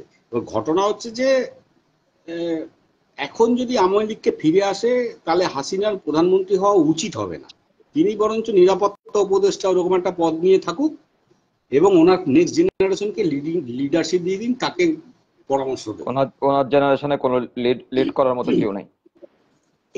এটাই তো খামতি, এই খামতির জন্যই তো গেছে। ওনার সমগোত্রীয় কেউ আছে কি না? একটা প্রশ্ন আমার মনে জাগে, সেটা হচ্ছে আপনারা এটা ভালো বলতে পারবেন যে শেখ হাসিনা ক্ষমতায় থাকতে কি নতুন কোনো বিরোধী দল তৈরি করা উচিত ছিল কিনা, যে যারা আওয়ামী লীগের মতো মুক্তিযুদ্ধে বিশ্বাস করবে এবং তারা দেশটাকে। চেষ্টা তো করছিল সে না। এটা নিয়ে আপনার কথাই বলি, বইমেলাতে 21 বইমেলাতে আমরা 3 সাংবাদিক আরো 2জন ছিল তারা অ্যাক্টিভিস্ট, তাদের সঙ্গে কথা হচ্ছিল। সেখানে আরেকজন ছিলেন, নামটা আমি এখন ভুলে গেছি, আরেকজন ছিলেন, সে এখন প্রথম দিকে আমার সঙ্গে কথা বললেন, কথা বলার পরে ওইদিকে ভিড়ে গেছিলেন ছাত্র আন্দোলন গেলেন, কিন্তু শেষ উনি নিজে। আমি বললাম এটা মৌলবাদীদের আক্রমণ হচ্ছে, আর কিচ্ছু না, এটা কোনো শিক্ষার্থী নাই। ও হিউজুকে ঢুকে গেছে। ঘটনা হচ্ছে এটা প্রত্যেকটাই ছিল হাসিনা বিরোধী, কিন্তু মুক্তিযুদ্ধ বিরোধী নয় বা মুজিব বিরোধী নয়, হাসিনার এই ফ্যাসিস্ট এটার বিরোধী। সেটা তো ছিলই। আমি গ্রামে গ্রামে গেছি, আমি বরিশালে গেছি, আমি দেখে এসেছি, সত্যিই বিরোধী। মানে পছন্দ হচ্ছে না, যেখানে যে যা পাচ্ছে চাঁদা তোলে। বিশেষ করে এই ওয়াজের চাঁদা তোলা নিয়ে যে কি আরম্ভ, মানে 20 লাখ টাকা চাঁদা, মানে 1 কোটি টাকা চাঁদা উঠলে ওয়াজ যে করে সে 20 লাখ টাকা পায়, বাদ বাকি সব হাওয়া এরা খায়। এইরকম কীর্তন দাঁড়িয়েছিল গিয়ে। তো সেইখানে দাঁড়িয়ে যখন কথা হচ্ছে, বলছে হাসিনা পতন হবে, কিন্তু কবে হবে এটা আমরা বলতে পারছি না। হাসিনা যখন পড়বেন তখন নিচে যে পড়েই যাবেন, আর মাটি নাই। তাহলে এটা কি? তাহলে ব্যাপারটা হচ্ছে, প্রথম কথা হচ্ছে হাসিনার সঙ্গে তাদের মধ্যে একজন সরাসরি সাক্ষাৎ করেছিল, সাংবাদিক বলে জিজ্ঞাসা করেছিল, তখন তাকে যেটা বলেছে সেটাই আমি বলে দিচ্ছি। বলছি কি করব বল, আমি কি নিজে লোক দিয়ে আমি আমার বিরোধী তৈরি করব? একটা জোরালো বিরোধী নাই, এই আমি কোট করলাম কথা। হ্যাঁ, চেষ্টা করছিল হাসিনা যেমন তৃণমূল, বিএনপি বা জাতীয় বেশ কিছু দলকে নিয়ে, কিন্তু পারে নাই, আলটিমেটলি ওরা দাঁড়াতে পারে নাই। বিরোধী দল না থাকলে কখনো গণতান্ত্রিক অবস্থাটা ঠিক থাকে, এই ব্যবস্থা, এই সিস্টেম। এই জন্য তো শেখ হাসিনা আপনার হেফাজতকে প্রমোট করছে। হ্যাঁ হ্যাঁ, মানে ভুল করে আর কিছু কোথাও পায় না, মাঝখান দিয়ে কোথাও পায়নি। ইসলামী দল, যে ইসলামী দল ঠিক থাকলে আমারও ভোটের কোনো সমস্যা হবে না, তারাও শান্তিতে থাক, তারাও সুযোগ সুবিধা নেয়, তারা বিরোধী দল হিসেবে ডেভেলপ করুক, কিন্তু বিএনপি নিচ্ছিন্ন হয়ে যেতে হবে। তার কারণ হচ্ছে বিএনপি শেখ হাসিনাকে গৃহহীন করছিল, শেখ হাসিনাকে 21 বার চেষ্টা করছিল মারার জন্য। এই কারণে সে চাইছিল যে বিএনপি নিচ্ছিন্ন হয়ে যায়। ওরা তো বিএনপির সাথে যৌথ দল। হ্যাঁ, দল, কিন্তু তো ভাগাভাগি আছে, তাই না? হেফাজতের সঙ্গে জামাতের সঙ্গে বিএনপি তো ভাগাভাগি আছে। এখন একজোটে আছে বটে, কিন্তু আসলে ভাগাভাগি আছে।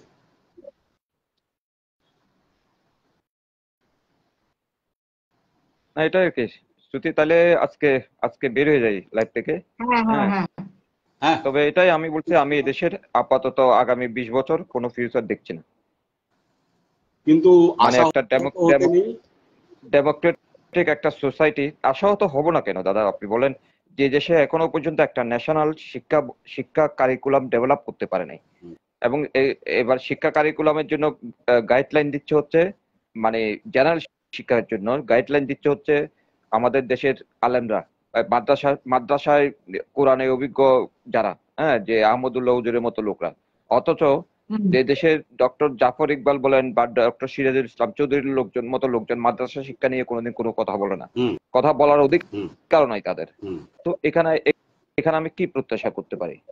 এখানে আমার প্রত্যাশাটা করতেই পারি না আমি। এত সত্ত্বেও তাহলে বঙ্কিমের কথাটা বলতে হয় যে যতদিন আশা থাকে ততদিন সব থাকে, আশাও ফুরাইলো সব ফুরাইলো। এটাই, মানে এটা হচ্ছে যে আমি এখন এই কারণে মানে আমাদের আশাটাকে আমরা কিন্তু খুব সংক্ষিপ্ত করে আনছি, মানে একটা সীমিত পরিসরের মধ্যে নিয়ে যাচ্ছে, যে সীমিত পরিসরে আমাদের ব্যবসা বাণিজ্যটা চললেই আমরা টিকে থাকতে পারবো। ব্যবসা বাণিজ্য চললে বাচ্চা বা ছেলে মেয়েদেরকে দেশের কারিকুলাম ভালো না লাগলে আমি দেশের বাইরের কারিকুলামও পড়াতে পারি। আটকে গেছিলাম। আমাদের যে ডিজাইনটা ছিল দেশ এবং গ্রাম ডেভেলপমেন্টে, সেই আইডিওলজি ছাড়া বাংলাদেশকে কখনোই কোনো দিক থেকে উন্নত করা যাবে না, স্বয়ম্বর করা যাবে না, শোষণ নির্মূল করা যাবে না। বাংলাদেশে না, বাংলাদেশে দাদা আপনাদের আপনাদের যে যেটার কথা বলছেন সেটা আমি জানি আপনাদের নিয়ে এটা সম্পর্কে। হ্যাঁ, কিন্তু বাংলাদেশে কিন্তু এই জিনিসটা তো মানে দীর্ঘদিন ধরে, মানে প্রথম কথা হচ্ছে বাংলাদেশে আপনি গত 16 বছরে আমি এটা গ্যারান্টি দিয়ে বলতে পারি, নিশ্চিত করে বলতে পারি আপনাকে, ইউনিয়ন পর্যায় পর্যন্ত সেবার মান, হ্যাঁ, মানে পাবলিক সার্ভিসটা কিন্তু মানুষের দোরগোড়ায় চলে গেছিল।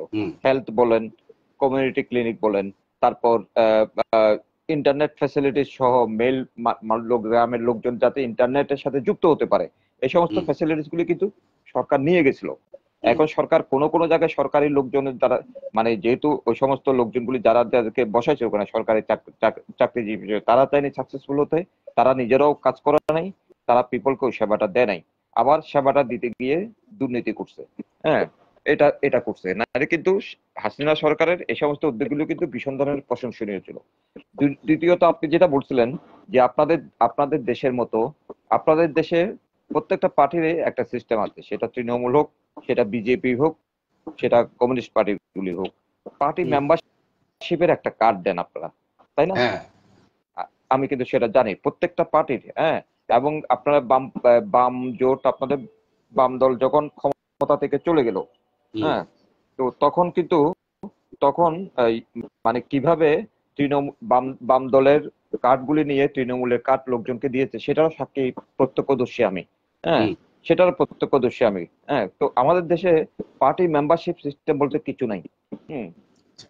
কোনো কিছু নাই। নামকা ওয়াস্তা আছে, যা আওয়ামী লীগের প্রাথমিক সদস্য একটা ফর্ম ফিল আপ করে। হ্যাঁ, আবার বিএনপিরও আছে একইভাবে।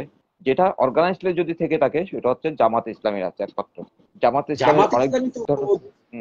ইসলামী অনেক অর্গানাইজড, আমি লিখেছি এটা নিয়ে, অনেক অর্গানাইজড একটা দল। সুতরাং তাহলে একমাত্র জামাতেরই সেই ক্ষমতাটা আছে। এখন আপনি জামাতের সেই ক্ষমতা থাকলে কিন্তু আবার এটা না যে জামাত একটা ডেমোক্রেটিক হইতে নির্বাচন হলে জামাত কিন্তু 70% ভোট পেয়ে নির্বাচিত হবে, বিষয়টা কিন্তু এরকম না। জামাতের হার্ডলি সারা দেশে ভোট আছে 3 to 4%। হ্যাঁ, এখন হয়তো এটা বেড়ে হয়তো কত 10% হবে ম্যাক্সিমাম। 10% হবে না এখন। না, আমি ধরে নিচ্ছি, কথার অর্থে, যুক্তির অর্থে ধরে নিচ্ছি 10% হবে, কিন্তু তারা কোনো অবস্থাতে ক্ষমতায় আসার মতো দল না। ক্ষমতায় আসতে হলে ওই ঘুরে ফিরে আওয়ামী লীগ এবং বিএনপি এই দুটাকেই আসতে হবে। বাংলাদেশে এই টু পার্টি স্টেটমেন্টশিপটা দাঁড়ায় গেছে। এটা এটা এটা এটা ভাঙতে গেলে আরেকটা দলকে কঠোর একটা পরিশ্রম করতে হবে, 50 বছরে একটা পরিশ্রম করতে হবে। এটাই মুক্তিযুদ্ধই করতে হবে। আর দ্বিতীয়, যদি একটা জিনিস আপনাদের কাছেও প্রশ্ন রাখি, শ্রুতির কাছেও বলি, আপনাকেও বলি, মূল সমস্যাটা কি? মূল সমস্যা নয়, মূল চাহিদাটা কি মানুষের? এই দেশে 18 কোটি লোক আছে, মূল চাহিদাটা কি? খাদ্য। মৌলিক চাহিদা প্রধান হচ্ছে খাদ্য। আগে হচ্ছে খাদ্য, বিদ্যুৎ, তারপর শিক্ষা, তারপর চিকিৎসা। প্রথম হচ্ছে খাদ্য, তারপরে হচ্ছে আমি থাকার জায়গা, অন্ন, বস্ত্র, বাসস্থান, তারপরে চিকিৎসা। আগে শিক্ষা, তারপরে চিকিৎসা। এই যে তার মূল জায়গাটা হচ্ছে খাদ্য। এই খাদ্যে যদি স্বয়ম্বর করতে হয় বাংলাদেশকে, আমি আপনাদের এখানে আজকে কথা দিয়ে গেলাম, লিখিত আমার নাম সমীন্দ্র ঘোষ, ডাক নাম কুণাল, লিখে রেখে দেন যে কোন সরকার আসলে বাংলাদেশকে খাদ্যে স্বয়ম্বর করতে পারবে না।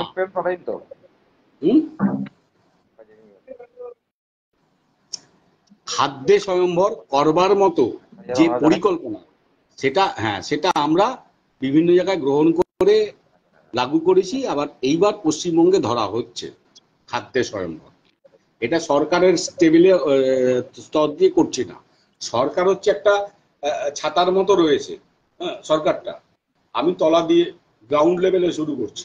আমরা এই গ্রাউন্ড লেভেল দিয়ে যখন হয়ে যাবে তখন দেখবে উপরে সরকার নাই। এখনো করা যেত, কিন্তু এখন অস্থির পরিস্থিতিতে এটা করা যাবে, একটু স্টেবিলিটি চাই। এখন সবচেয়ে বড় জায়গা হয়ে গেছে বাংলাদেশে যে কেউ কাউকে বিশ্বাস করতে পারছে না। কে যে এখন জামাত, কে যে জামাত নয়, কে যে কি, এই বিশ্বাসের জায়গাটাই নষ্ট হয়ে গেছে, এক্স্যাক্টলি। আতঙ্কগ্রস্ত অবস্থা। বাংলাদেশের মানুষ আসলে ভীষণ আতঙ্কগ্রস্ত। আমি রাইট খুব লিখেছি এবং আমি বলেই দিয়েছি যে এই কন্টিনিউ অবস্থাটা যদি চলতে থাকে তাহলে আগামী 2 মাস পর থেকে ধরুন কোটি কোটি মানুষ সাইকোসোমাটিক ডিসঅর্ডারের পেশেন্ট হবে, গ্যারান্টি দিলাম। সাইকোসোমাটিক ডিসঅর্ডার বলে পেশেন্ট হবে, কেউ কেউ পাগল হয়ে যেতে পারে, কেউ কেউ মরে যেতে পারে পাগল হয়ে, বলে দিলাম। এইটা হচ্ছে এই শিশু, এগুলো হচ্ছে এই যুদ্ধকালীন পরিস্থিতিতে এরকম হয়। ওইখানে তো গৃহযুদ্ধই হচ্ছে অ্যাকচুয়ালি।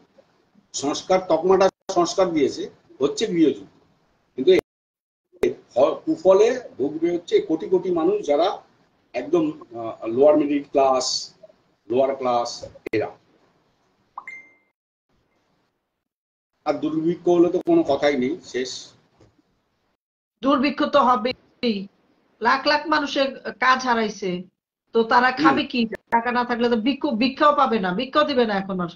ও আজকে আর একটা খবর দেখলাম, কুকুরকে ইনজেকশন দিয়ে মেরে ফেলা হচ্ছে রাস্তাঘাটে। হ্যাঁ, পরে আমি এই যে ওনার সাথে আমি চ্যাটও করলাম, ওনাকে ছবি তোলার পরে চাপ দিয়ে ডিলিট করানো হয়েছে। আচ্ছা, চাপ দিয়ে ডিলিট করানো হয়েছে কেন? ছবি তুলছে, পোস্ট দিছে। ইনজেকশন দিয়ে যদি প্রাণী হত্যা করা হয় এভাবে, তাহলে প্রাণীরা বাঁচবে কিভাবে? প্রাণী যদি মেরে ফেলে তাহলে তো সমাজে গৃহপালিত প্রাণী বলতে কিছু থাকবে না। এর তো কোনো একটা মোটিভ আছে, কেন মারবে? আমি তো সেটাই বুঝতেছি না। এই যে আমি দেখাচ্ছি ছবিটা, রাত্রিবেলা আক্রমণ ওনার করে কাছ কুকুর থেকে ছবিটা ডিলিট করাই ফেলছিল, পরে উনি আবার এটা কোন অ্যাপস দিয়ে নামানোর কারণে একটু লেখা হয়ে গেছে, ওই যে কুকুর মেরে ফেলছে, ওই যে ইনজেকশন দাতা। তে উনি পোস্ট করেছেন যে আমি হেল্প চাই, এটা হচ্ছে বটতলা, লোকেশন শনি আকরা, ওই এলাকায়। নিশ্চয়ই বর্তমান সরকারের পক্ষ থেকে কেউ এটা করাইছে, সিটি কর্পোরেশন। না, এটা এটা কিন্তু একটা নর্মাল প্রসেস, মানে বাংলাদেশ সিটি কর্পোরেশন গুলিতে, যে মানে বেওয়ারিশ কুকুর রাস্তাঘাটে যে সমস্ত ঘুরে, তাদের দুইটা প্রসেস আছে। একটা প্রসেস হচ্ছে তাদেরকে মানে ইয়ে করা, তাদেরকে ভ্যাকসিনেশন দেওয়া। হ্যাঁ, ভ্যাকসিনেশন দেওয়া। এখন এই ভ্যাকসিনেশন দেওয়ার পরও তারপর তাদের একটা নর্মাল প্রসেস আছে, তাদেরকে মানে মেরে ফেলা। মেরে ফেলা মানে যে সমস্ত মানে কুকুরগুলি, যেহেতু বাংলাদেশে এই স্ট্রিট ডগের জন্য বা পশুদের জন্য কোনো হাসপাতাল নাই, হ্যাঁ, পশুদের ওখানে রেখে ট্রিটমেন্ট করবে, ইয়ে করবে, এটা প্রাণী কোনো যে জায়গা নেই। রাস্তাঘাটে পথে ঘাটে চিকিৎসা হ্যাঁ, পায় না, মানুষ মেরে মানে ঘা করে ফেলে, তারপরে অ্যাক্সিডেন্ট হয়, কেউ বাঁচায় না।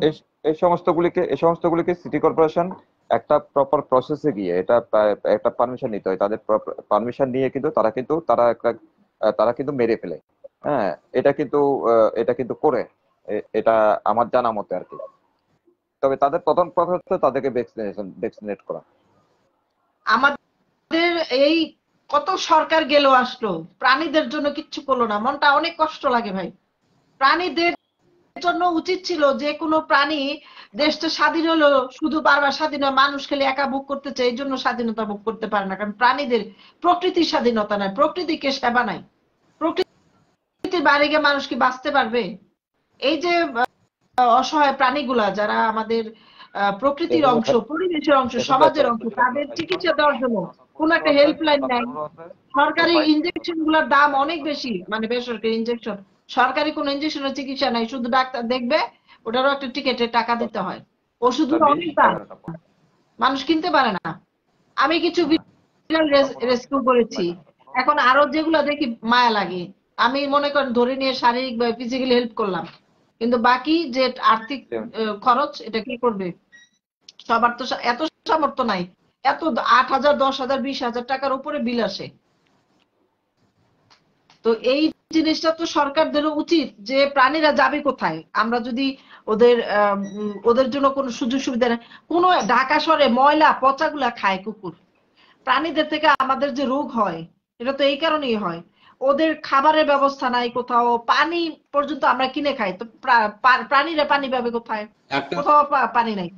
একটা কমেন্ট এসছে, যদি যুদ্ধ হয় তবে তো ইউনুস ভাগবে, এটা সত্যি কথা। এর জন্য যে সেন্ট মার্টিনে ওইখানে যুদ্ধ জাহাজ রেডি আছে আমেরিকার, ওইখানে প্লেন আসবে, ওনার নিয়ে ভাইয়ে চলে যাবে। ইউনুস ইতিমধ্যে নিজেই বলে দিয়েছে আমি 10 বছর এখানে কি করব? আমি তো এইটা চালাইতে জানি না, আমি তো রাজনীতির লোক না, আমি তো রাজনীতি বুঝি না। ওনাকে তো কেউ মানতেছে না, আমি মানলাম উনি পজিটিভ মাইন্ডে, উনি একটা ভালো উদ্দেশ্য নিয়ে আসছে, কিন্তু ওনাকে তো কেউ মানতেছে না, ওনাকে রোবট মনে করছে সবাই।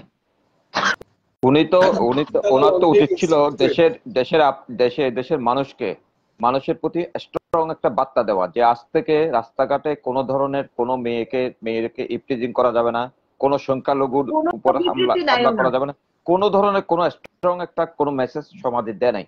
হ্যাঁ, শুধুমাত্র না। কতগুলো ইমোশনাল কথাবার্তা বলে, ইমোশন দিয়ে কি এদেশের লোক চলে না? আরেকটা সুখবর দিয়ে দিই, সেটা হচ্ছে পিনাকি ভট্টাচার্য ইতিমধ্যে ইউনূস এবং তার উপদেষ্টাদের বিরোধী হয়ে গেছে। না, সেটা জানে পিনাকিরা যেহেতু সরকারের ভাগ পায়নি, তারা ভাবছিল তাদেরকে উপদেষ্টা করবে। ওই যে আজকে আন্দোলনকারীরা মার খেয়ে বলতেছে হাসিনাই ভালো ছিল, হাসিনাকে তারাই ভুল করছি, ডক্টর ইউনূস পুলিশ আমাদেরকে মারতেছে, আমরা সমন্বয়কদের সাথে জীবন দিছি, আমরা যেন আমাদের কথা বলতে পারি, দাবি আদায় করতে পারি, হাসিনাই ভালো ছিল, আজকে চিৎকার করতেছে। উৎপল বাবু একটা কথা বলি, উৎপল বাবু দাদা বলছি কি, শ্রমিক মারা গেছে, এদেরকে 5 লাখ টাকা করে দিয়ে মুখ বন্ধ করতেছে। এবার যেটা করণীয় এখন বলে মনে হয়, যেটা ওরা করেছিল, আপনাদের খেয়াল আছে কিনা জানি না, 27 তারিখের আগে, না সরি, এই সেনা নামানোর আগে, প্রথমবার যখন সেনা নামলো তার আগে এরা একটা যৌথ বিবৃতি দিয়েছিল এখান থেকে। আজকে যে সংবিধান বিশেষজ্ঞ, তারপরে যে কয়জন উপদেষ্টায় আছে না, এদের অনেকে উপদেষ্টা স্পেশাল কমিশনে আছে, কমিশন নিয়োগ করেছে যাদের, তারা একটা যৌথ বিবৃতি দিয়েছিল রাষ্ট্রসংঘে। যৌথ, হ্যাঁ, এই পুলিশের অমুক তমুক হ্যান্ড কাণ্ড স্ট্যান্ড কাণ্ড এইসব নিয়ে হাবিজাবি নিয়ে একটা যৌথ বিবৃতি দিয়ে তারা যাতে ইন্টারভেন করে। তো তারপরে ঘটনার প্রভাব অনেক দূর গেছে এবং ভেতরে অনেক ফোনালাপ হয়েছে, এবং এরপরে ইউনূসের আর কিছু না থাক বা না থাক, ইউনূসের একটা ওয়ার্ল্ডে, মানে এই বিশ্বে বিভিন্ন ডোনার লেভেলে এবং বিভিন্ন রাষ্ট্রপ্রধান লেভেলে একটা গ্রহণযোগ্যতা আছে। সেইটা যে কারণেই হোক না কেন, আমি সেই বিতর্কে যাব না, সে দালালি করবার জন্যই হোক আর যে কারণেই হোক, কিন্তু গ্রহণযোগ্যতাটা আছে, সেই ইনফ্লুয়েন্সটাও কাজে লাগিয়েছে। এই কারণে এখন উচিত আপনাদের রাষ্ট্রসংঘের কাছে একটা বড় লেখা রাষ্ট্রসংঘের কাছে, শুধু না রাষ্ট্রসংঘ সহ রাষ্ট্রসংঘকেও জানিয়ে দিতে হবে যে আমরা অন্য কাউকে জানিয়েছি। 176টা দেশের সঙ্গে বাংলাদেশের কূটনৈতিক সম্পর্ক আছে, 176টা দেশে। Wednesday 2 October. হ্যাঁ, আচ্ছা ঠিক আছে, 176টা দেশে। ওই ঘটনা একদম 15ই জুলাই থেকে 5ই আগস্ট এবং 5ই আগস্ট থেকে আজকে অবধি টোটাল লেখা, সেটা বড় না, সংক্ষিপ্ত ভাবে লেখা যায়, আমি এটা করেও রেখেছিলাম দেব বলে। তারপরে এই প্রত্যেকের নাম মেনশন করে, সেখানে সবকটারই এখানে কনসুলেট আছে, ঢাকায় কনসুলেট বা অ্যাম্বাসেডাররা আছে, সেখানে এটা দাখিল করা, সই করে, একদম পাবলিকলি সই করে, যতজন হয়, এই একটা করা খুবই জরুরি। এবং সেই একই কপি মিডিয়াতে, এই দেশের মিডিয়া বাদ দেন, বাইরের মিডিয়া, বিশেষ করে ভারতের মিডিয়া, ওই হাতে যদি এটা পাঠিয়ে দেওয়া যায় ইমেল করে, যে এই অবস্থা, আমরা অ্যাপিল করছি, যে আমাদের এই অবস্থা দাঁড়িয়েছে, আমরা চাইছি, অ্যাপিলগুলো কি, এই যে গণহত্যা হয়েছে এতদিন ধরে তার বিচার চাই, 1, 2 নম্বর এখানে গণতান্ত্রিক পরিবেশ চাই, এই যে মানবাধিকার হরণ হচ্ছে এইটা বন্ধ করতে হবে, এখানে সুষ্ঠু নির্বাচনের ব্যবস্থা করতে হবে উইদিন 1 মান্থ, যেভাবেই হোক, এবং এই আজকে এই যে এখনকার ঘটনাগুলো যুক্ত হবে, এগুলোকে করতে হবে, এই করে অ্যাপিলগুলো, আর ঘটনা এবং অ্যাপিল এই করে দিতে হবে, যে আপনারা সহযোগিতা করুন, এখানে মানুষ মরছে। মূল জায়গাগুলো কিন্তু মানবাধিকার এবং গণতান্ত্রিক চর্চা। অর্থনীতিতে কি হয়েছে সেটা কেউ দেখতে আসবে না। একটা রাষ্ট্রের কাছে সহযোগিতা তখনই যায় সেখানে গণতান্ত্রিক কোনো গন্ডগোল হচ্ছে, যেখানে মানবাধিকার হরণ হয়েছে। এইটা কিন্তু একটা বেসিক জায়গা। এবং হিউম্যান রাইটস সেক্টর ইউনাইটেড নেশনসে তারাও এটাই দেখবে, হিউম্যান রাইটস ভায়োলেশনের রাষ্ট্র কোনো ব্যবস্থা নিচ্ছে না। রাষ্ট্র যখন ইনঅ্যাক্টিভ হয়ে যায়, সেটা হচ্ছে হিউম্যান রাইটস ভায়োলেশন। এই গ্রাউন্ড লেভেলে যা হচ্ছে, রাষ্ট্র কোনো ব্যবস্থা নিচ্ছে না। এইগুলো একদম ইনস্ট্যান্ট দিয়ে এগুলো তো যারা বুঝে এক্সপার্ট তাদেরকে ব্যবস্থা নিতে হবে। আমি খসড়া করে দিতে পারি, খসড়া করে আপনারা নিজেদের মধ্যে এক একটা পার্ট তৈরি করতে বলেন, করে এবার ওই চিঠি ওটা অ্যাসেম্বল করে একটা চিঠি তৈরি করেন, করে ইমিডিয়েটলি এটা শুরু করে দেন এবং এটা ছড়িয়ে দেন সারা দেশে, যেখানে দাদা যেখানে যে গ্রাম বা জেলা আছে। দাদা আমি আপনাকে বলি, এটা অলরেডি শুরু হয়েছে। হ্যাঁ, এটা বিভিন্ন ভাবে শুরু হয়েছে। এটা প্রথমত শুরু হয়েছে এদেশের হিন্দু বৌদ্ধ খ্রিস্টান ঐক্য পরিষদ নামে একটা মাইনরিটির একটা সংগঠন আছে। সেই সংগঠনের মাধ্যমে কিন্তু তারা ইতিমধ্যে লন্ডন সহ বিভিন্ন জায়গায় তারা এই সমস্ত কিছু সরকারের কাছেও তারা দিছে তারা, এবং এটা কিন্তু ইউএন মিশনেও তারা দিছে। এবং আওয়ামী লীগের একটা সাইবার সেল, যাদেরকে আমি কখনোই অ্যাক্টিভ দেখিনি, কারণ যেখানে আসলে খুবই মানে ইন্টেলিজেন্স পার্সনটা আছে, তারাও কিন্তু এই কাজটা খুব আস্তে ধীরে হলেও শুরু করে দিয়েছে। হ্যাঁ, এটা হচ্ছে ধীরে ধীরে, এটা হচ্ছে এটা আমি আপনাকে একটু বলে দিতে চাই আর কি। আওয়ামী লীগের কারা কারা করছে সেটা আমি এখন বলছি না, কিন্তু তো ওপেনলি বলছে না আর কি, আমি পরে না হয় বলবো আর কি।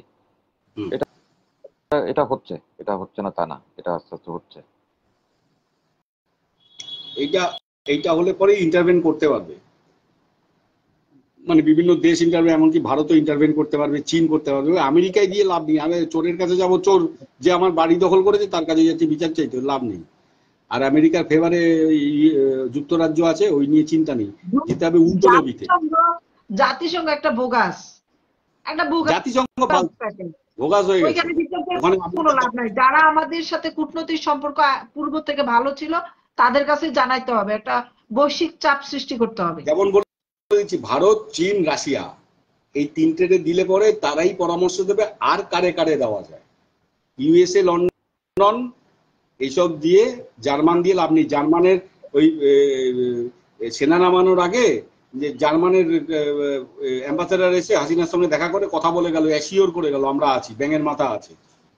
এরা সব ন্যাটো গোষ্ঠীর, ন্যাটো কখনো সঙ্গে থাকবে না, এরা সব ন্যাটো গোষ্ঠী। ফ্রান্স জার্মান সব NATO, Belgium Netherland NATO, Canada. ন্যাটোর 32টা সদস্যের মধ্যে 30টা ইউরোপীয়, 2টা আমেরিকা, একটা হচ্ছে কানাডা আর একটা হচ্ছে ইউএসএ।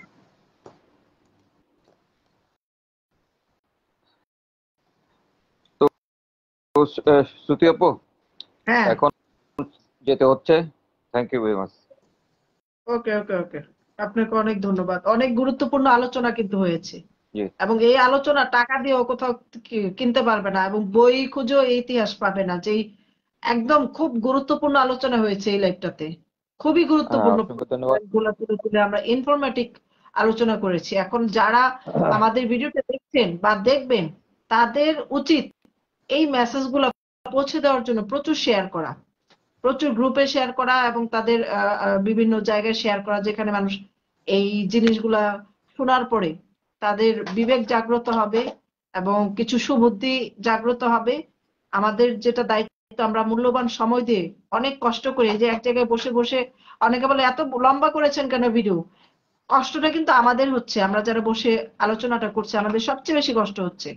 এখন আপনাদের যদি দেখতে কষ্ট হয়, দয়া করে যতটুকু আপনার দেখতে ইচ্ছা করে ততটুকু আপনারা দেখবেন।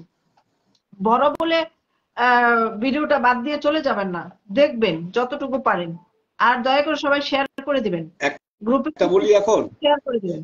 একটা বলি শ্রুতি, এরপরের ভিডিও করলে, লাইভ করলে একটা জিনিসকে খুব কাছে আনতে হবে, যে বর্তমান পরিস্থিতি থেকে উত্তরণের পথ কি কি করা যেতে পারে। এই দিশা না দেখালে বাংলাদেশের লোক এগোবে না। এই কথা বলে বলে এই উৎপল বাবু জানে যে এই গলার জোরে আর মাইর, এই দুইটা দিয়েই বাংলাদেশের লোক চলে। এটা কালকেই করব। ঠিক আছে দাদা, ধন্যবাদ আপনাকে, অনেক অসংখ্য ধন্যবাদ। আপনার কাছ থেকে অনেক গুরুত্বপূর্ণ ইনফরমেশন পেয়েছি। হ্যাঁ, মানে আপনার মতো আসলে পড়ালেখা তো করি না, মানে পড়ালেখা করলে হয়তো আরো ভালো কিছু করতে পারতাম, ভালো কিছু বলতে পারতাম। আমার সকালে ঘুম ভাঙার পর থেকে রাত্রি ঘুমোতে যাওয়া পর্যন্ত আমার এখানে যে আন্দোলন হচ্ছে আরজি কর নিয়ে, কিছু বলি না বলে আমাকে অনেকে গালাগালি দেয়। সকাল সন্ধ্যা খালি বাংলাদেশই দেখি খালি। এটা গেল এক। আর এই রাজনীতি সমাজনীতি এটা ছাড়া আমি আর কিছু জানি না, মানে এটা আমি জানি না। আরজি কর নিয়ে বলার তো আর কিছু না, এটা সমাধান হতে হবে। এটা তো সব হয়ে গেছে, আন্দোলন বিক্ষোভ দাবি দেওয়া সব জানানো তো শেষ, এখন শুধু সমাধানের পালা। এখন সমাধানের আর পথ একদম। নতুন করে বলার মতো কিছু নাই, হয় হ্যাঁ এসপার না হয় ওসপার, ওই শেষ পজিশনে চলে গেছে, হ্যাঁ কুল ভাঙবে না হয় গড়বে। হুম, তো ঠিক আছে, ঠিক আছে। আপনিও কলকাতা থেকে অনেক সবাইকে মূল্যবান সময় দিয়েছেন, আপনার অনেক মেধা এখানে খরচ করেছেন। আমাদের লাইভে দেখেন ভিউজ নাই, যেখানে দেখবেন গালাগালি হচ্ছে, মানে কোন একটা দলকে এস্টিমেট করে গালাগালি করছে, কোন একটা রাজনীতিবিদদের নাম ধরে গালাগালি করছে, ওগুলা পছন্দ করে। জানি। বিকৃত হাসি দিবেন, বিকৃত গল্প করবেন, ওগুলা পছন্দ করে। এখানে যারা 4-5 জন, তারাও আমাদের কাছে অনেক সম্মানিত, কারণ তারা অনেক লয়াল। আর না, যারা এই যে লেভেল ভিউজ হয়, এরা লয়াল না। এই জন্য লয়াল না। আমি আমি যারা একটা আমাদের জিনিস লয়াল সদস্য, তাদের প্রতি অনেক সম্মান আমি রেখে একটা বলছি, আপনারা জিনিস দেখলাম। শেয়ার করে দেন প্রচুর তোমার পরিমাণে। তোমার খেয়াল আছে কি না, ওই যে সায়ন, গায়িকা যে সায়ন, গায়িকা না কি, হ্যাঁ মানসিক স্বাস্থ্যকর্মী, আবার লিখছে সায়ান, ওনার প্রোফাইল লিখছে মানসিক স্বাস্থ্যকর্মী। আমি বলছি, যার মানসিক স্বাস্থ্য নিজেরই ভালো না, যার মানসিক স্বাস্থ্যই ভালো না, সে হ্যাঁ আবার মানসিক সায়ান স্বাস্থ্য সায়ান করবে। ও হ্যাঁ, নিজেই এই সে অসুস্থ, মনে ওর আছে কি এক প্রথম 15 তারিখে, বাংলাদেশে 12 তারিখ না সাংবাদিক 12ই জুলাই না পরে 15 যা তারিখ, হচ্ছে, তা 12 নিয়ে তাকে বলা হয়েছে, আপনি তো এখন কিছু বলেন না, নীরব। উনি 12ই না গান 15ই জুলাই, গায়, কবিতা পড়ে, এসে মানে ব্যাঙের কবিতা পড়ে। মাথা আমার পড়ে। কষ্ট লাগে তোমরা যখন আজকে আমার আরেকটু বিচার বাদে করো, এটা কোনো কথা? পোস্টটা দিমু, আরেকটু বাদেই পোস্টটা দিমু। হ্যাঁ, আমি করে মানে post আমার দেন। একটা প্রশ্ন, 12 তারিখ না 15 তারিখ দাঁত মুখ খিচে একটা সাক্ষাৎকার দিয়েছিল, রাজাকার বলাটা ঠিক না, অমুক তমুক একটা ন্যারেটিভ হয়ে গেছে। সে এখন মানে এখন তো কি প্রমাণ হলো, কথা বলে, ইন্টেলেকচুয়াল ভাব। সঠিক। এখন তো প্রমাণ হলো। হ্যাঁ উনি ওনার ওনার ব্যাকগ্রাউন্ডটা দেখবেন, যে উনি কোথায় জন্ম। উনি কানাডায় জন্ম, হুম মুক্তিযুদ্ধের পরে। ওনার বাপ মা হুম। ওইখানে জন্ম দিছে ওনাকে, তারপরে উনি দেশে এসে দেশপ্রেমের জন্য উনি আর যায় নাই বিদেশে, নাকি ওনাকে কেউ নেয় না? এবার ওনার ওনার প্রোফাইলে 4 লক্ষ ফলোয়ার, হ্যাঁ, ওনার প্রোফাইলে পাগল ছাগল যত আছে, গরু ওদের ছাগল দেখবেন যে পপুলারিটি অভাব নাই। পাগল ছাগল, পপুলারিটির আপনাদের অভাব। দেশে একজন আছে তারপরে না, রুদ্র, রুদ্র বঙ্গবন্ধু ওই যে রবীন্দ্রনাথকে বিকৃত করে সে পপুলার হয়ে গেল। হ্যাঁ হ্যাঁ হ্যাঁ এইগুলো হ্যাঁ। এখন চলে, এইগুলো এখন চলে। রুদ্র না, রোদ্দুর রায়। রোদ্দুর রায়, ওর মতো দাঁত কেলায় আমরা কিছু বলতাম, তাহলে আমাদেরটা বেশি চলতো। না, সলিড লোক ভালো, 5টা লোক থাকবে সলিড, এইলেই সব হ্যাঁ হবে।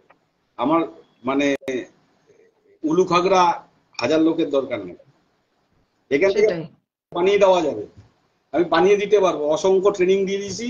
এইখানে আসলে পরে যদি এই জায়গা আসে, আমি বানায় দেবো গ্রাউন্ড লেভেলে কিভাবে রাজনীতি করতে হয়, কিভাবে কিভাবে নিজেদের বিষয় ইমপ্লিমেন্ট করতে হয়।